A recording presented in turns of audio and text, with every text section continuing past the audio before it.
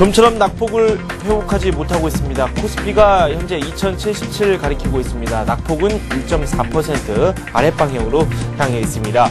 수급별로 현재 어떤 매매 패턴을 보이고 있는지 구체적으로 살펴보도록 하겠습니다. 함께 보시죠.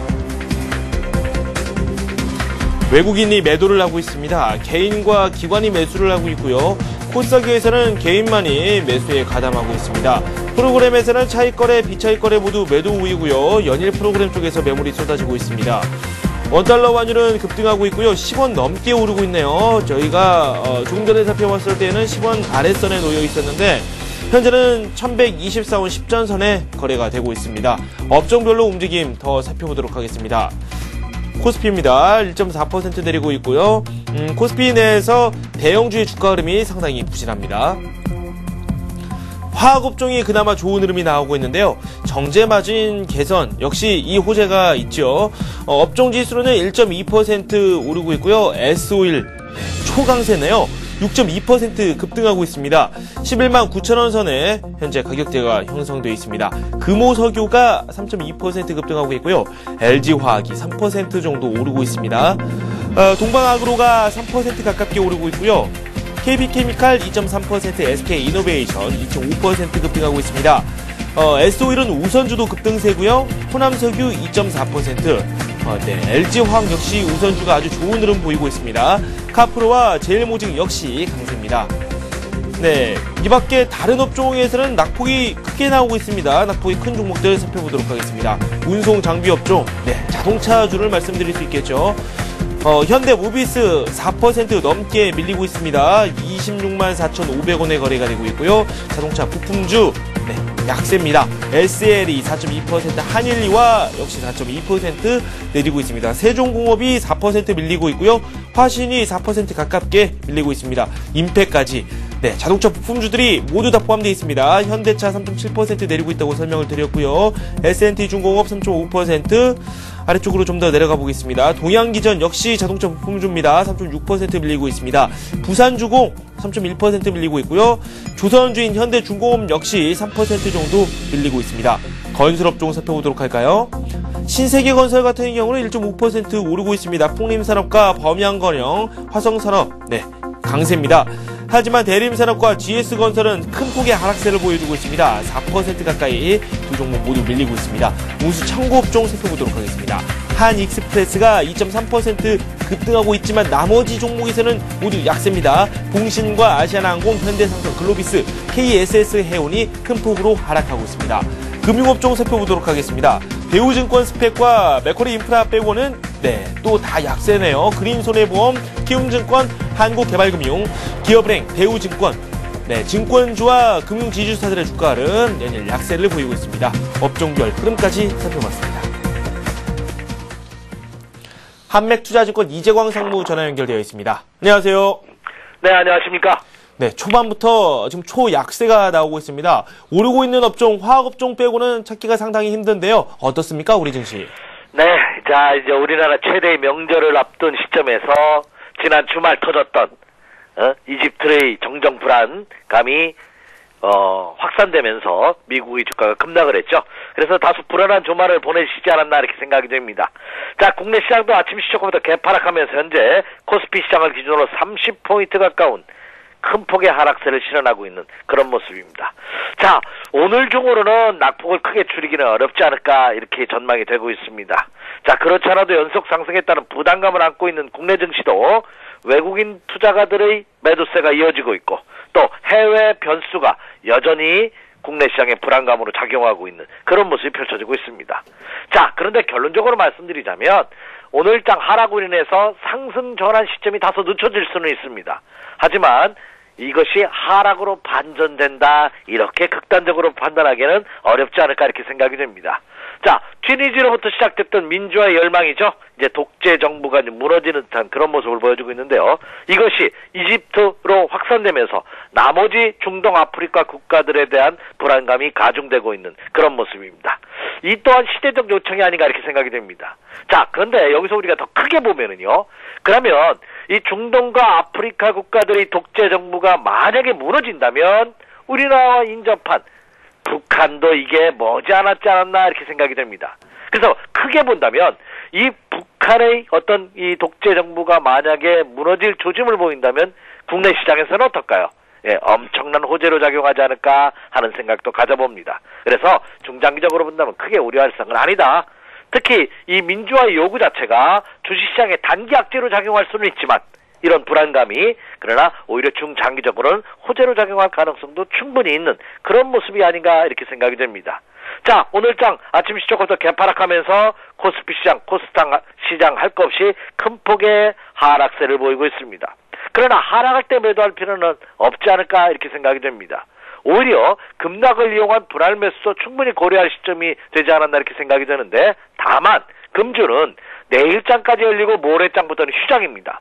그렇기 때문에 매수 템포를 조정한다는 점만 염두에 두신다면 예, 투자자분들께서도 그렇게 단기 악재에 너무 불안하거나 그쵸 뇌동매매는 자제할 필요가 있겠다 이렇게 생각이 됩니다.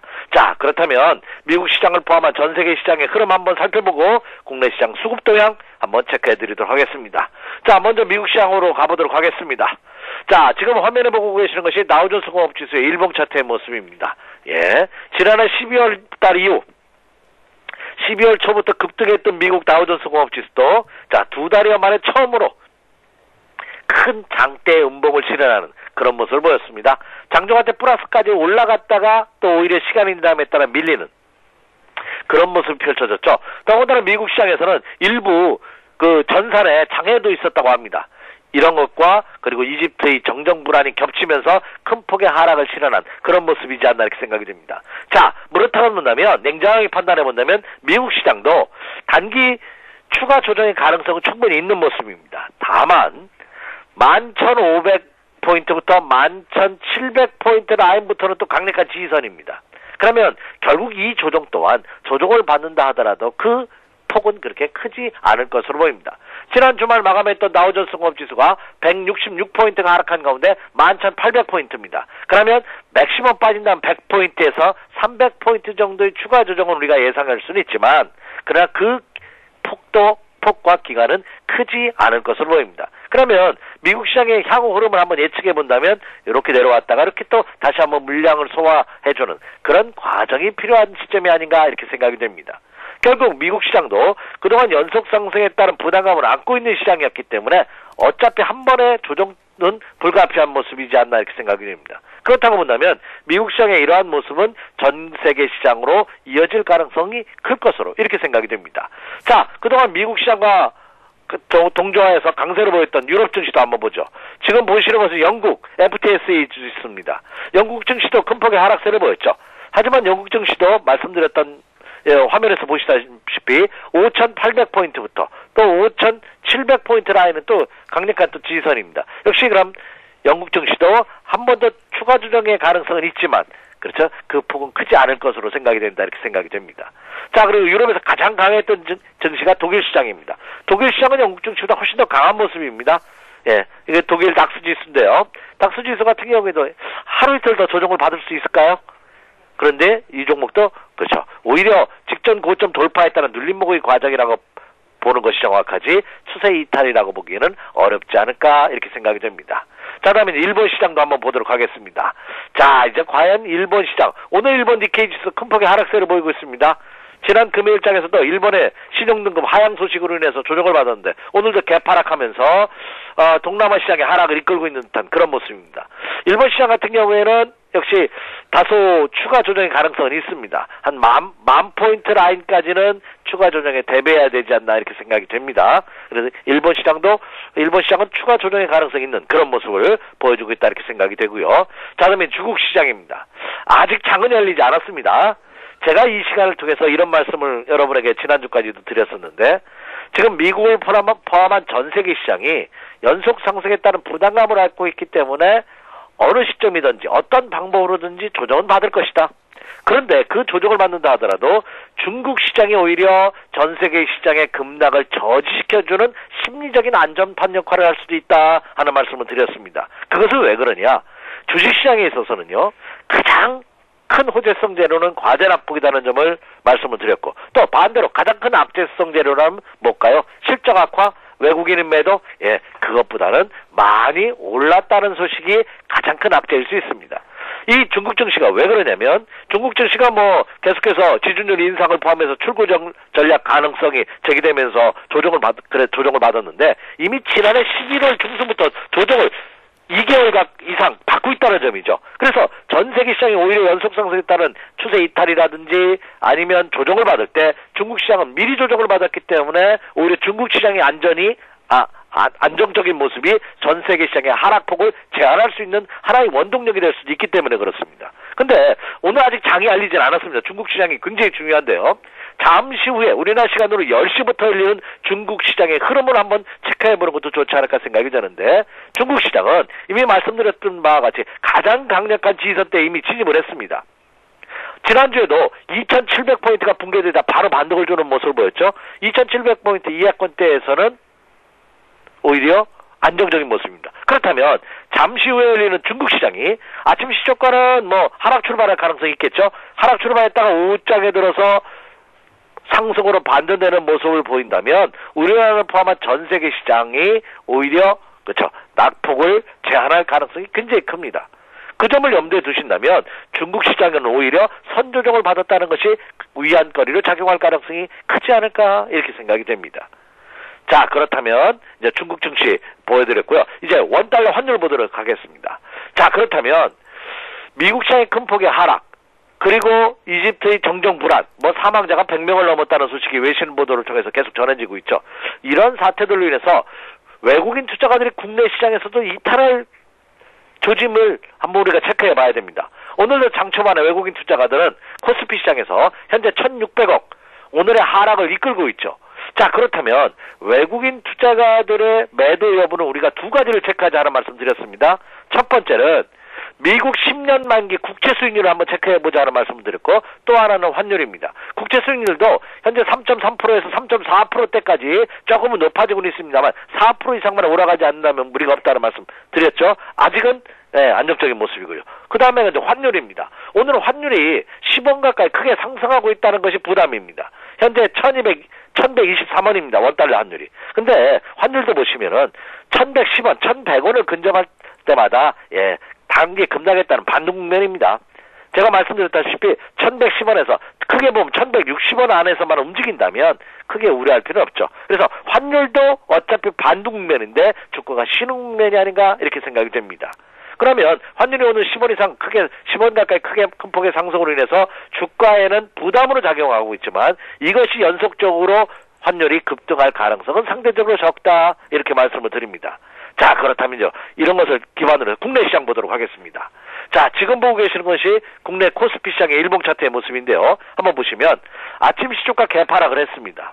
그렇다면 직전 고점 돌파 시도를 하고 있는 시점에서 아침 시초가 개파락으로 인해서 이제는 2100포인트 근접할 때마다 차익 실현이 나올 가능성이 높습니다. 그래서 오늘도 낙폭을 줄인다든지 반등을 주면은 매도하고자 하는 매도 심리가 강할 것입니다. 그래서 오늘 장은 상승으로 반전된다든지 급격하게 낙폭을 줄이기는 어려울 것으로 보입니다. 그러면 종합지수 코스피 시장을 오늘 장의 흐름을 예측해 본다면 한 마이너스 20포인트에서 마이너스 30포인트 내외에서 움직일 가능성이 크지 않을까 이렇게 생각이 됩니다. 그런데 이미 장 초반에 조금 전에 지금 현재 마이너스 28포인트인데요. 마이너스 30포인트 이상까지 하락했다가 지금 낙폭 조금 줄였습니다. 오늘도 그렇다면 30포인트 전후가 오늘의 하락폭의 거의 맥시멈치 하락의 폭까지 온 것이 아닌가 이렇게 생각이 됩니다. 그렇다고 본다면 오늘 굳이 현재 시점에서 매도할 필요는 없다 이렇게 생각이 됩니다. 그러면 국내 시장도 이제 금주가 개장일이 내일밖에 없죠. 이제 수요일장부터 연휴니까요. 그렇다고 본다면 오늘과 내일장 가서는 역시 2060포인트에서부터 2090포인트 내외에서 이렇게 움직일 가능성이 크지 않을까 이렇게 생각이 됩니다. 그렇다고 본다면 오늘 일로 인해서 미국 시장의 급락, 오늘 아침 국내 시장의 개파락으로 인해서 바로 상승하는 것, 구정 설 연휴 이후에는 오히려 다시 한번 가파른 상승 탄력도의 가능성이 있었습니다. 이것이 템포가 좀 뒤로 늦춰진 모습입니다.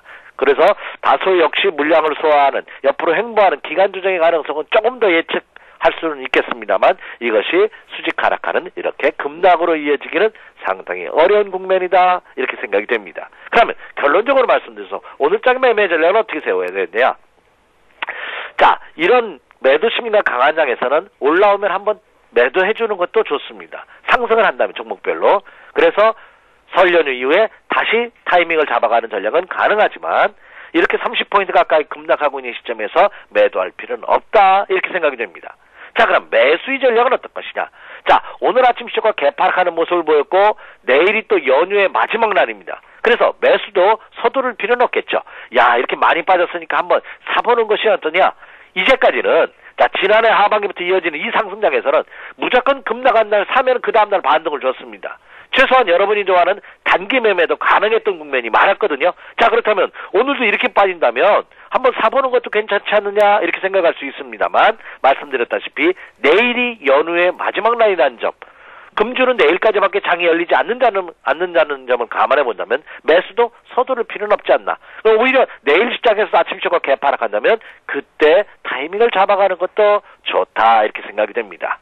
자, 이렇게 어려운 장에서는 제가 이런 비유를 많이 듭니다. 강태공의 매매 전략이 필요하다 하는 말씀을 제가 이 시간 통해서도 드렸는데 지금이 바로 그러한 모습이 아닌가 이렇게 생각이 됩니다. 무슨 말이냐면 강태공이 중국의 고사에 나오는 거죠. 강태공이 위수강가에서 낚싯대를 들이우고서 낚시잡이를 한 것은 물고기를 잡기 위한, 그러니까 무슨 낚시 매니아라 물고기 잡기 위해서 낚싯대를 들이운 것이 아니라 세월을 낳기 위해서 자기를 알아주는 임금 왕을 만나기 위해서 기다렸다는 거죠. 그것처럼 지금 장도 여러분이 관심을 갖고 있는 종목을 기다리면서 혹시 일부 투매성 매도 물량이라든지 순간적인 급락이 나올 때 나는 원하는 가격대 사겠다는 여유로운 마음으로 접근하신다면 오늘 장의 급락 또한 여러분이 충분히 인내하실 수 있는 그런 폭 내에서 움직일 가능성이 높다 이렇게 생각이 됩니다. 그래서 오늘 장은 이런 패턴이라면 관망하시고요. 만약에 장중한 때 반등을 준다면 종목별로 역시 일부 이익 실현했다가 또 설 연휴 이후에 다시 매수한다든지 하는 그런 템포, 그런 기교는 가능합니다만 큰 흐름으로 본다면 아직 추세 이탈의 모습을 보였다고는 말씀드릴 수 없다. 다만 상승하는 시점이 여러분이 예상했던 것보다 자, 다음 주에 상승했다고 생각하셨다면 그것이 한 3일에서 4일 이렇게 정도 더 늦춰질 가능성은 있다. 이렇게 전략을 세우시고 접근하신다면 무리가 없지 않나 이렇게 판단이 되고 있습니다. 네. 종목으로 넘어가서요. 지난주 금요일 이 순매수 상위 종목들 한번 살펴보고요. 이 오늘까지 이 움직임이 전이가 되고 있는지 한번 살펴보도록 하겠습니다. 네. 자, 지난 금요일장에서 오늘장이 문제가 아니라 지난 금요일장에서 가장 큰 특징이 뭐냐면 기존에 국내 시장을 이끌었던 상승 상위 큰 테마 두 줄기 물줄기가 있는데 하나는 현대차, 기아차가 이끄는 자동차 관련주였고요. 또 하나는 SOE라든지 호남석유라든지 SK라든지 같은 이런 유화업종이었습니다. LG화학이라든지. 근데 지난 금요일장에서 무슨 특징이 나타났었냐면 자동차 관련주들이 크게 수직 하락하는 그런 모습이 펼쳐졌습니다. 자, 그렇다면 기존의 장을 이끌었던 주도주들의 업종의 테마에 변화가 있는 것이 아닌가 하는 것을 여러분 체크해 보실 필요가 있지 않나 생각이 됩니다. 자, 그렇다면 지난 일주일 동안 오늘이 월요일장이죠. 월요일 날은 제가 기관과 외국인의 매매 동향에서 일주일치를 점검해 드렸는데 과연 그렇다면 기관과 외국인 투자가들의 모습으로 본다면 국내 시장에서 어떤 움직임을 보였는지 살펴본다면 여러분들께서 그 테마의 변동이 있을라나 한번 체크하는 데 중요한 기준점이 되지 않을까 생각이 됩니다. 자, 그렇다면 지난 일주일 동안 국내 시장에 투자하고 있는 기관과 외국인 투자가들은 어떤 움직임을 보였는지 자, 매수 상위 종목을 중심으로 해서 한번 살펴드리도록 하겠고요. 그리고 설 연휴 이후에는 자, 매도 상위 종목도 한번 체크해 드리도록 하겠습니다. 오늘은 매수 상위 한번 보죠. 자, 어떤 종목을 샀는지 지금 화면에 나오고 있네요. 외국인 투자가들은 주간달입니다. 지난 일주일 동안 국내 시장에서 코스피 시장에서 삼성전기를 1,882억 원 가장 많이 매수했고요. 그다음 두 번째가 현대제철, 대한항공, SK이노베이션, LG디스플레이입니다. 자, 기억하세요. 다음에 국내 기관 투자가들은 하이닉스, 삼성전자, SK이노베이션, NHN, 한국전력을 매수했습니다. 자, 그럼 무슨 특징일까요? 그동안 장을 이끌었던 자동차라든지 그리고 유화업종이 퍼진된 종목이 하나도 없습니다. 1위부터 5위까지는. 그러면 기관 외국인 투자가들 공이 반도체를 포함한 IT 그리고 일부 철강주, 그리고 항공주, 대한항공 한 종목, 그리고 유틸리티 관련주, 이런 종목을 매수했습니다. 이들 종목의 특징이 뭡니까? 지난해부터 이어졌던 국내 시장의 랠리에서 철저하게 소외되고 배제됐던 종목에 대해서 매수를 하고 있다는 점입니다. 자, 그러면 오늘장에서도 자동차 관련주들이 특히 현대모비스가 4%가 넘는 12,000원의 급락을 보이고 있습니다. 이것은 단기 이탈의 조짐을 보이고 있다, 이렇게 말씀을 드릴 수가 있겠습니다. 왜? 세력이 팔지 않으면 이렇게 빠질 수가 없거든요. 자, 그렇다면 그동안 급등했던 종목군들에 대한 차익 실현 매도 물량이 기관과 외국인 투자가들 중심으로 해서 이미 나오고 있다는 점입니다. 그리고 제가 아침 시간이 시간이 없는데 그래도 이 말씀을 한번 드려야겠네요. 그리고 국내 투자자들 사이에서도 무슨 목소리가 나오고 있냐면, 지금 매니저들 사이에서도 지난해 하반기부터 종목이 특화돼서 가는 종목만 가고 있습니다. 이것은 자문형 랩 상품이 지난해 연말부터 지난해 4사분기부터 활기를 띠자 이들 종목군들이 자기들의 포트폴리오 수익률을 맞추기 위해서, 극대화하기 위해서 자기들끼리만 움직이는 모습을 보이고 있습니다. 이들 물량들이 지난 금요일장부터 일부 청산 물량이 나오고 있다는 점입니다. 자, 그렇다고 본다면 설 연휴 이후에는 그동안 장을 이끌었던 종목군들이 다시 주도할 가능성보다는 새로운 종목군들이 장을 이끌어갈 가능성이 굉장히 짙게 내포되고 있는 모습이 아닌가, 이렇게 생각이 됩니다. 그것을 반증이라도 하듯이 지난 일주일 동안 기관과 외국인 투자가들이 국내 시장에 투자한 종목군들의 매매 동향을 본다 하더라도 확연하게 나타나고 있다, 이렇게 말씀을 드릴 수가 있겠습니다. 따라서 그 점을 염두에 두시면서 매매 전략을 세울 필요가 있겠고, 그리고 그동안 이 급등장에서 수익을 못 냈다 하더라도 두려워하지 마시고요. 설 연휴 이후에 새로운 바람의 방향이 바뀔 가능성이 높기 때문에 그 바람만 잘 타신다면, 그렇죠, 충분히 수익을 낼 수 있는 기회이장이 펼쳐질 가능성이 높다는 점 명심하시기 바랍니다. 자, 다음에 이제 코스닥 시장도 보도록 하겠습니다. 자, 코스닥 시장 지난 일주일 동안 국내 기관과 외국인 투자가들의 매매 동향을 살펴보죠. 외국인 투자가들입니다. 다음을 필두로 해서 서울반도체, 젠백스, 크루셀텍, 테크노세미캠을 매수했고요. 국내 기관 투자가들은 서울반도체를 필두로 했네요. 네오비즈게임즈, 하나투어, CJ홈쇼핑, 평화전공입니다. 큰 변화 패턴은 없죠. 코스닥 시장에서는 여전히 코스닥 시장에서도 시가총액 상위 그룹 관련주를 집중적으로 매수하는 그런 모습을 보였습니다.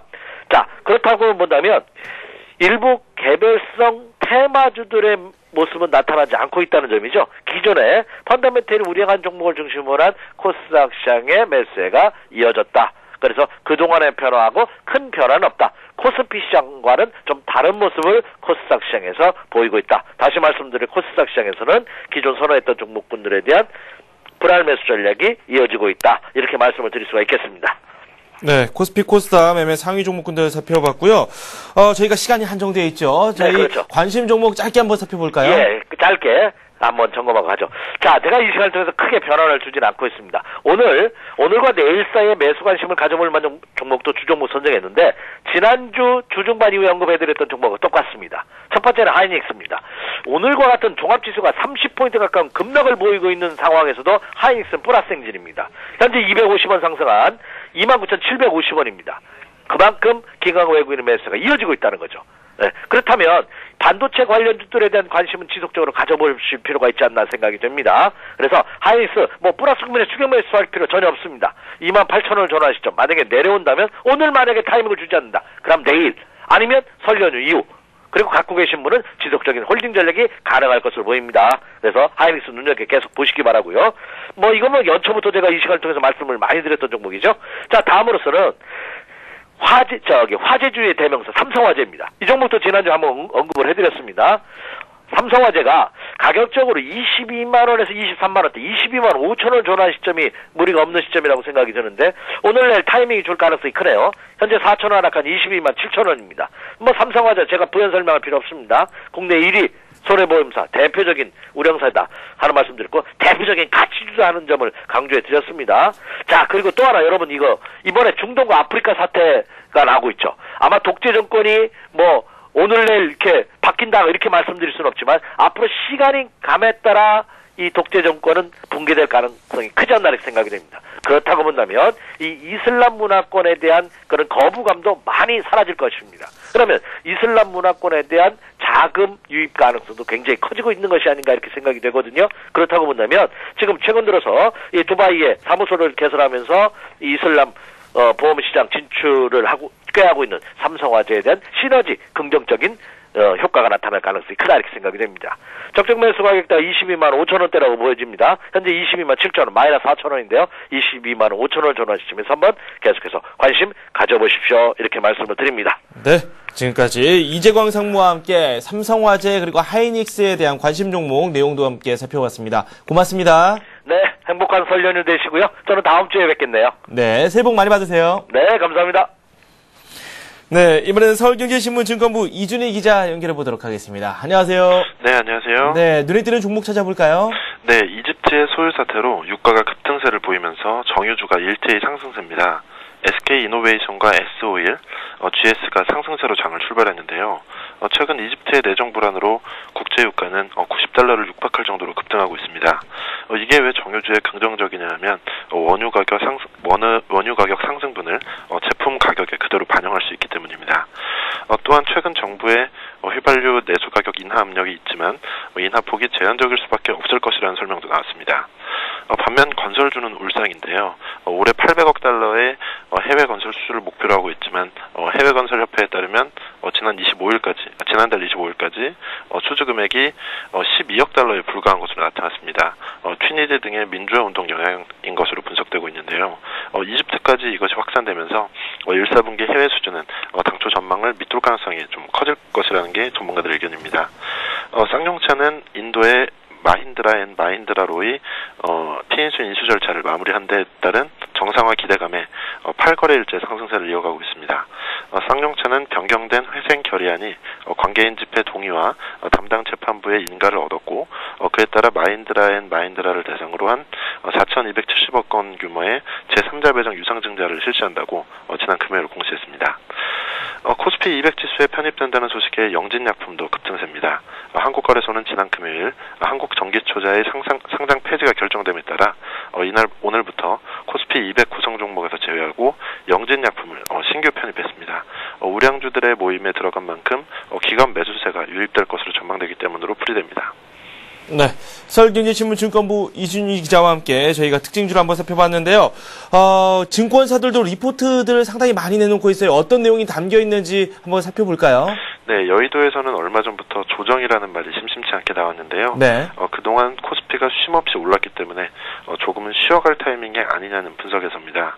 증권사들이 오늘 2월 전망을 대부분 내놨는데요. 역시 키워드는 조정입니다. 하나대투증권은 잠시 쉬었다가야 멀리 간다는 제목의 보고서에서 기술적 부담 때문에 단기적 조정 가능성이 있다고 봤습니다. 다만 신흥국 인플레이션 우려 완화 및 경기 모멘텀 상승 반전 임박으로 향후 3개월 지수 전망은 1950에서 2200포인트로 제시했습니다. 동양종금증권은 2월의 투자 키워드를 인플레와 계절 효과라고 설명했습니다. 신흥국에서 부각되고 있는 인플레이션 우려가 조정의 빌미를 제공한다는 분석인데요. 이에 따라 계절 효과를 고려한 투자를 해야 한다고 조언합니다. 2월에는 역사적으로 대형주보다는 중소형주의 상승률이 높았던 만큼 중소형주에 좀 주목하라는 설명입니다. 삼성증권은 2월 증시에서 눈여겨봐야 할 거시적 변수들에 대해 언급했는데요. 현지 시간으로 이번 주 금요일에 열리는 EU 정상회의에서의 유럽 재정 안정기금의 증액 및 기능 확대 여부가 먼저 꼽혔고요. 다음 주 목요일에 열리는 2월 금융통화위원회의 기준금리 인상 여부, 또 3월 전국 인민대표대회를 앞둔 중국 정부의 구체적인 성장정책 제시 여부 등도 꼽혔습니다. 현대증권은 잠시 쉬어갈 수도 있는 이런 시점에서 최선의 대안은 IT와 금융, 중소형주라고 밝혔는데요. 2월 증시가 기술적 부담으로 굴곡은 있지만 경기 정상화 및 불확실성 해소 기대 등으로 상승 추세는 지속될 거라고 분석했습니다. 네, 이준희 기자와 지금까지 함께했습니다. 고맙습니다. 네, 감사합니다. 네, 잠시 뒤 투자 해우소가 진행됩니다. 문자와 전화를 통해서 참여하실 수 있습니다. 저는 잠시 뒤에 다시 찾아뵙겠습니다.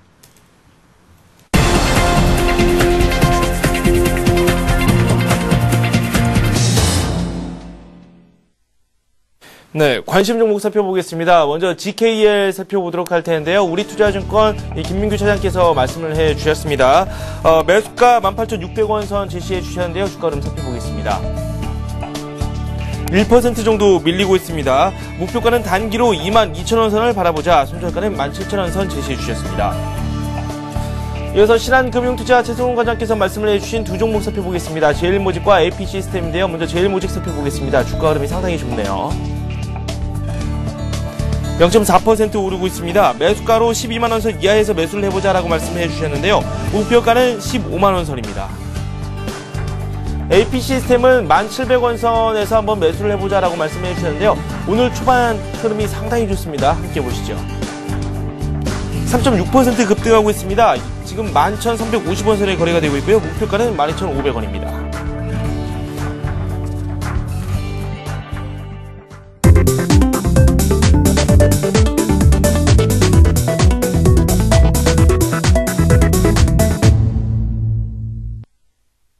네, 투자해요소 시작하도록 하겠습니다. 전화와 문자를 통해서 참여하실 수 있습니다. 문자 보내실 때에는 종목명 외에도 매수 가격, 비중 함께 꼭 적어주시기 바랍니다. 오늘은 정태근 전문가와 함께 하도록 하겠습니다. 안녕하세요. 예, 반갑습니다. 네, 첫 번째 전화 받아보도록 하겠습니다. 안녕하세요. 예, 여보세요? 네, 반갑습니다. 아, 예, 아이고, 반갑습니다. 네, 어떤 종목 가지고 계십니까? 인텍 플러스. 인텍 플러스요? 예. 네. 매수 가격이 어떻게 되시죠? 그게 9,600원이에요. 9,600원에 비중은 어느 정도 가지고 계십니까? 거기야 한 45%나 한 50%는 근데 있더라요. 네네. 예. 아, 인텍 플러스. 예. 종목명은 인텍 플러스고 매수하신 가격이 9,600원 정도 되시고 50% 보유하고 계신다고요? 예. 네, 손실이 조금 있으시네요. 아, 그게. 네네. 아, 예, 2,000이, 지수가 2,000을 넘어서길래. 네. 아이고, 그만 쫓겨 갖고 있던 걸 팔아가지고, 이 고점인가 싶어. 갖고 있다가 2,000이 넘어서 자꾸 조금만 모두 다 가길래, 아이고, 이게 또 가는 긴갑다 싶어갖고, 이건 이제 좀 반턴 내려왔다 싶어서, 잠깐 들어갔더니만, 잠깐 들어갔다 나온다 하는 게 실수해갖고 이래 됐습니다. 그렇군요. 이 적절한 손절선이 상당히 중요한데요. 그 예. 타이밍을 좀 놓치신 것 같아요. 저희가 인텍 플러스. 손절 가격하고, 네. 좀 오르면 어디쯤에서 팔면 되겠는 거 그거 좀 가르쳐 주세요. 네, 알겠습니다. 살펴보겠습니다. 예. 네, 걱정이 참 많으시죠. 네. 이렇게 차트를 봐도 계속 내림세거든요. 네. 일단은 뭐 지금 종목이 계속해서 하락세를 보이고 있는데 일단 그 이유부터 조금 아셔야 될 것 같아요. 그래가지고 기업 내용에 대해서 그 이유를 알려면은 기업 내용을 좀 아셔야 될 것 같은데 인텍 플러스 같은 경우에 아시겠지만 LED, 반도체 그리고 태양광 산업의 외관 검사 장비의 제조를 하고 있고 판매하는 업체입니다. 그리고 그래서 주요 매출처가 삼성전자, 하이닉스, 삼성전기고요. 그래서 그중에 그 매출 중에서 LED 검사 장비의 그 매출이 한 54% 정도 차지를 하고 있는데 그렇다면은 LED 부분에서 매출이 반 이상을 차지하고 있는데 그렇다면은 LED 업체들이 지금 주가가 어떤지를 봐야 되겠죠. 근데 최근에 와가지고 삼성전기 같은 경우에 LED 재고 소진과 그리고 가동률이 회복될 것이라는 얘기가 나오면서 그리고 2011년이 좀 긍정적이지 않겠나 그런 얘기가 나오고 있습니다. 그렇다면 그 전까지는 주가가 횡보를 하면서 좋지를 못했어요. 그렇다면은 LED 대장주들이 좋지 못하다면 거기에 대한 검사 장비 그리고 장비 업체들은 안 좋을 수밖에 없습니다. 그렇기 때문에 요 종목 같은 경우에 이렇게 지속적으로 하락세에 머물러 있다 이렇게 보시면 될 것 같습니다. 그래서 차트 보시면서 일단 말씀을 드리고 싶은데 요 종목 같은 경우에 공모가가 7,000원이었습니다. 그 공모가 7,000원인데 상장하고 난 뒤에 신규 상장 프리미엄이 제대로 반영되지 못하면서 도리어 업황에 더 영향을 받으면서 이렇게 프리미엄 해소 구간이 지금 만들어지고 있습니다. 그래서 제가 보기에는 지금 한 7,500원 이하 부분까지는 조금 조정이 있지 않겠나 이렇게 예상이 돼요.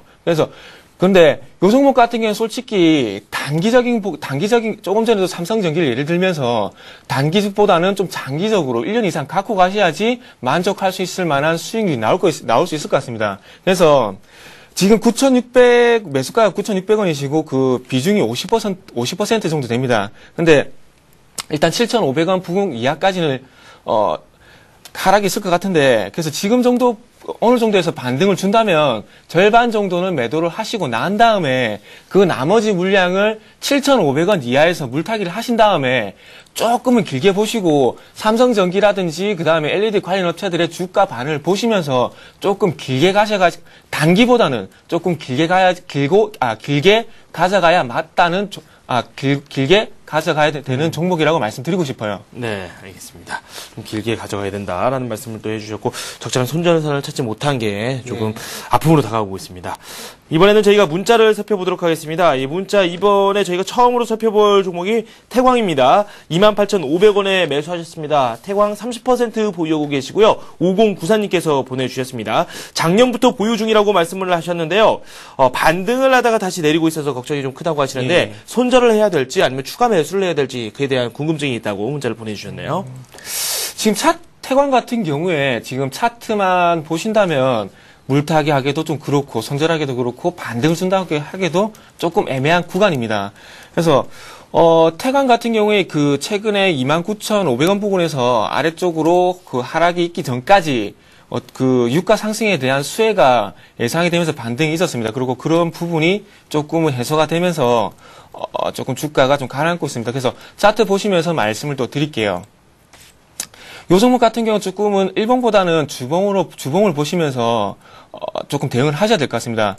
조금 전에 말씀을 드렸듯이 요 종목 같은 경우에 단기적으로 보시면 29,500원과 그리고 23,000원 부근 사이에서 박스권의 모습을 보이지 않겠나 지금 이렇게 예상을 하고 있습니다. 하지만 잘 아시다시피 여기도 주봉에서 보시면 아시겠지만 이렇게 29,500원 부근에서 쌍봉을 형성하고 있다는 겁니다. 쌍봉을 형성하고 있기 때문에 지금 요 부분에서 쌍봉을 형성하면서 2만원 부분까지 추가적으로 밀릴지 아니면 29,500원과 23,000원 부분에서 박스권을 보일지는 아직 알 수가 없어요. 네네. 그래서 중에서 키포인트만 제가 말씀을 간단하게 드리면 23,000원 부분에서 일단은 지금 자리는 솔직히 애매합니다. 애매하고 23,000원 부분에서 지지력을 보인다면은 29,500원까지 박스권 전략을 가져가면서 네네. 그 부분에서 23,000원 부분에서 지지력을 확인하고 난 뒤에 물타기를 하시라고 말씀드리고 싶네요. 네, 알겠습니다.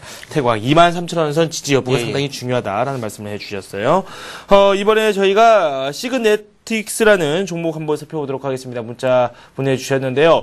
2,890원 선에서 매수를 하셨네요. 비중 25% 정도 가지고 계시고요. 예. 오늘 약간 하락하고 있고요. 한번 살펴볼까요? 주가는 현재 3,300원 선에 거래가 되고 있네요. 예, 요 종목 같은 경우도 마찬가지로 조금 신규 상장을 한 종목인데 반도체 패키징 업체입니다. 그리고 주요 매출의 중요 매출의 50% 이상을 삼성전자의 매출이 집중이 되어 있는 모습을 보이고 있고요. 그래서 좀 후공정 관련해서 그 아웃소싱 업체라고 보시면 되는데 최근에 후공정을 상당히 외주로 발주를 많이 하고 있습니다. 그래서 그런 부분에 대해서 이후에 조금은 수혜가 있지 않겠나 그렇게 말이 나오고 있는 종목이고요. 차트 넘어가서 말씀드릴게요.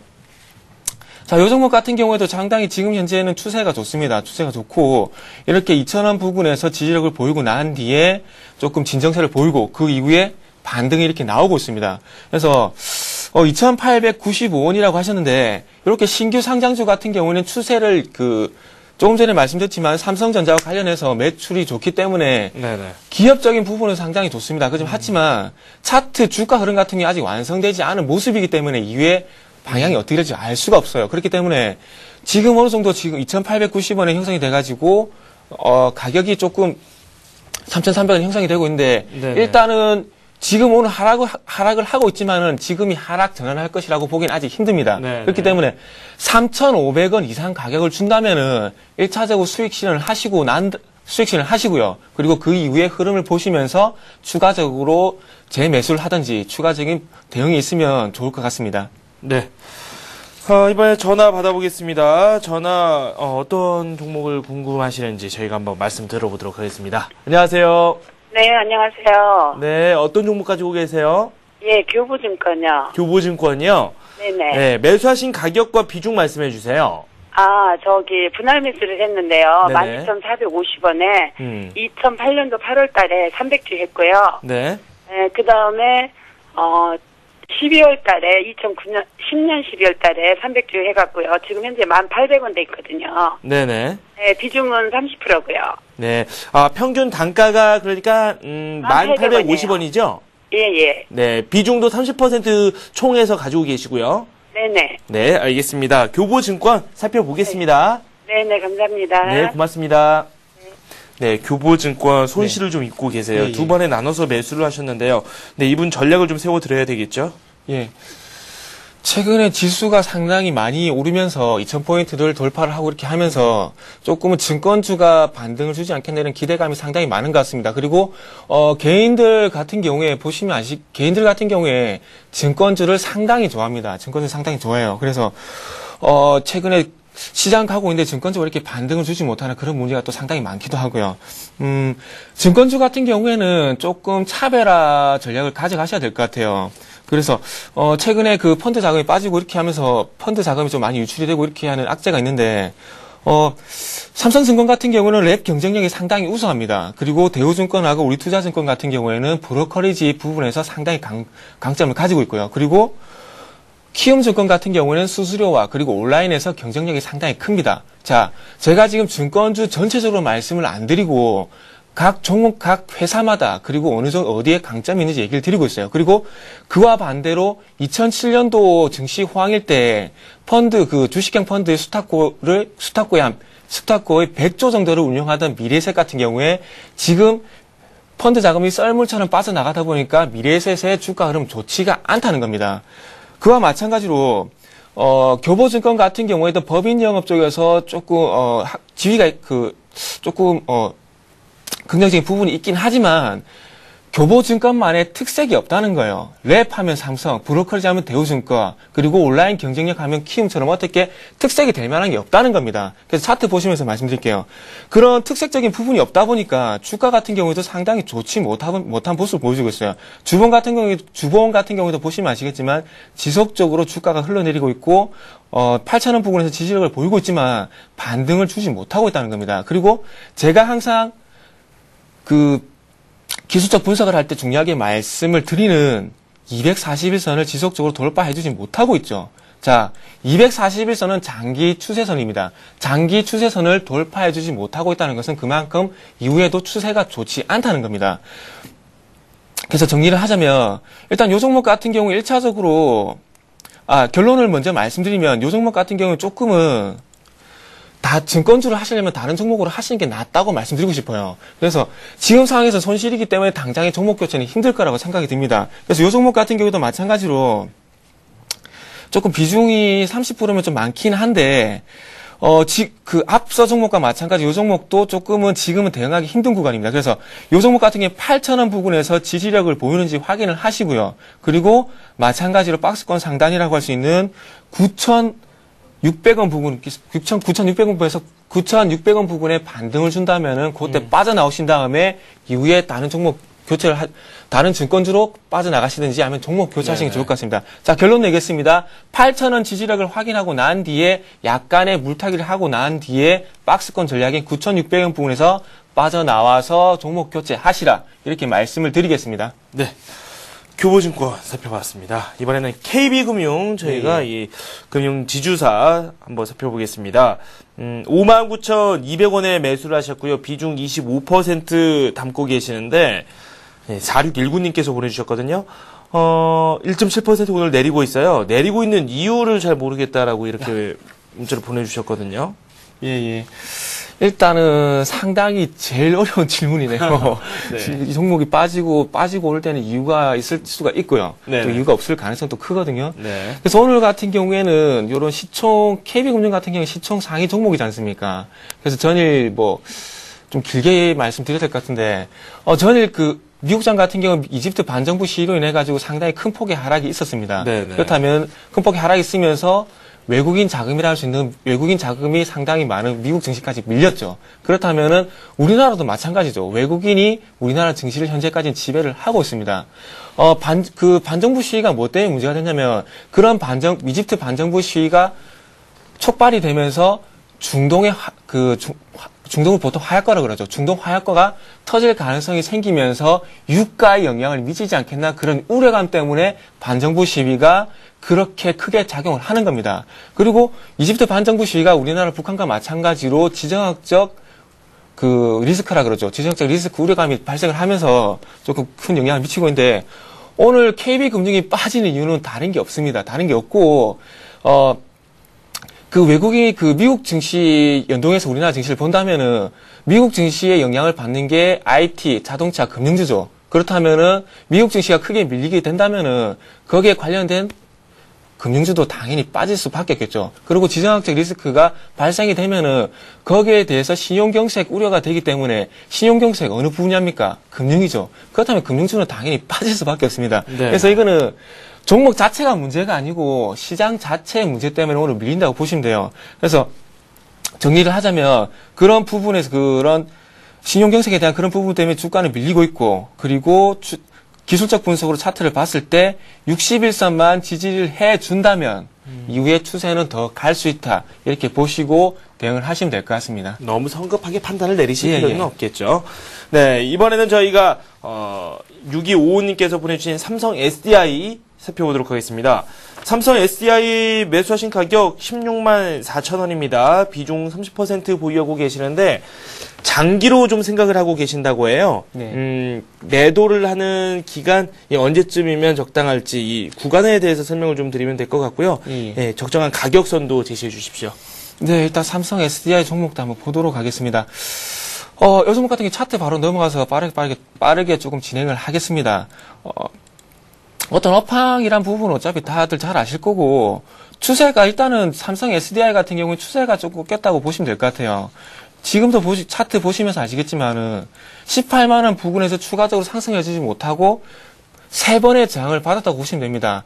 그 흔히 기술적 분석 얘기를 할 때 그 3번의 쌍봉 그리고 삼산이라고 해서 3번의 저항을 잘 아실 거예요. 그렇기 때문에 기술적으로 완전히 꺾였다고 보시면 됩니다. 그래서 수급도 한번 같이 보시면서 말씀을 드릴게요.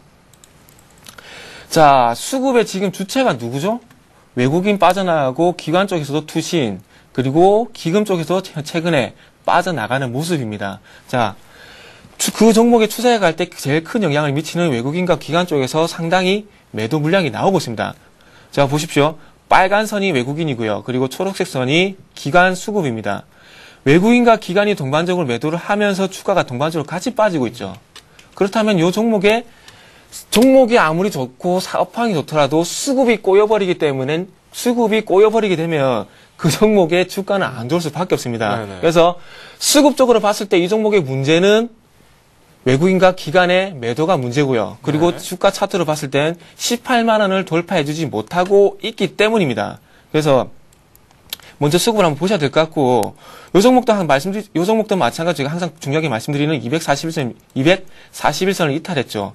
그렇게 241선을 이탈한 상황입니다. 그래서 지금 상황에서는 대응하기 힘든 구간이고요. 요 종목도 마찬가지로 14만 5천 원 부근에서 지지력을 보인 다음에 기술적 반등이 나오지 않겠나 이렇게 판단이 됩니다. 그래서 지금 섣불리 대응을 하시지 마시고 14만 5천 원의 지지력을 일단 확인을 하시고요. 네네. 그리고 그 부분에서 지지력을 보이고 반등을 나온다면은 요 241선 부근인 16만 원의 돌파 여부에 따라 대응을 하시는 게 좋을 것 같습니다. 자, 14만 5천 원의 지지력을 확인을 하고, 그리고 반등이 나온다면 241선이 있는 16만 원 부근에서 추가적인 대응을 하자. 이렇게 결론을 내드리겠습니다. 네.